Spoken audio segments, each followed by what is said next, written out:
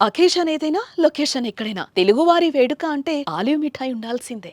భారత్ మరో కీలక నిర్ణయం. పాకిస్తాన్ యూట్యూబ్ ఛానళ్లపై నిషేధం. 16 ఛానళ్లపై వేటు వేసిన భారత్. మాజీ క్రికెటర్ షోయబ్ అఖ్తర్ ఛానల్ పై కూడా వేటు. సీమాంతర ఉగ్రవాదాన్ని పోషిస్తూ అన్యాయంగా అమాయకుల ప్రాణాలు తీస్తున్నారు. భారత్ ని టార్గెట్ చేస్తూ పదే పదే ఉగ్రదాడులకు ఉసిగొల్పుతున్నారు. పహల్గాంలో టూరిస్టులపై దాడి చేసి మరోసారి తమ ఉద్దేశాన్ని చాటి చెప్పారు. ఇంతకు తెగించినా మళ్లీ భారతదేశందే తప్పు అన్నట్టు ప్రచారం చేస్తున్నారు. ఉగ్రవాదులను అంతం చేయాల్సింది పోయి తిరిగి ఇండియాపైనే దాయాది దేశం విషం చిమ్ముతోంది.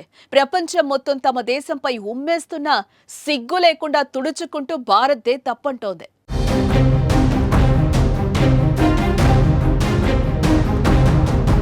ఆ దేశానికి చెందిన యూట్యూబ్ ఛానళ్లు వేదికగా భారత్కు వ్యతిరేకంగా ప్రసారాలు చేయడంతో పాటు రెచ్చగొట్టే వీడియోలు, మతపరమైన సున్నితమైన కంటెంట్, ప్రజలను తప్పుదోవ పట్టించే కథనాలను వండివార్చుతోంది.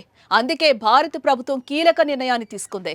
పాకిస్తాన్ కేంద్రంగా నిర్వహిస్తున్న యూట్యూబ్ ఛానళ్లపై వేటు వేసింది. పాక్ న్యూస్, ఎంటర్టైన్మెంట్, మీడియాకు చెందిన 16 ఛానళ్లపై నిషేధం విధించింది. డాన్ న్యూస్, జియో న్యూస్, సామా టీవీ సహా పలు మీడియా ఛానళ్లు, కొంతమంది జర్నలిస్టుల ఖాతాలపై నిషేధించింది.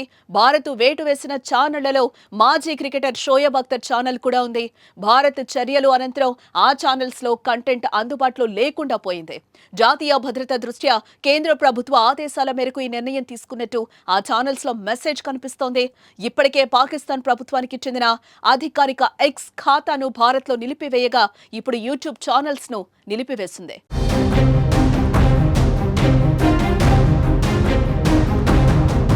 పహల్గాం ఉగ్రదాడి తర్వాత భారత్ తీసుకుంటున్న నిర్ణయాలతో పాకిస్తాన్ ఉక్కిరిబిక్కిరవుతోంది. సింధు నదీ జలాల ఒప్పందాన్ని సస్పెండ్ చేయడంతో పాటు పాకిస్తాన్తో వాణిజ్య సంబంధాలను నిలిపివేసింది. అంతేకాక భారత్లోని పాకిస్తానీయులు దేశం విడిచి వెళ్లిపోవాలని కేంద్ర ప్రభుత్వం ఆదేశాలను జారీ చేసింది.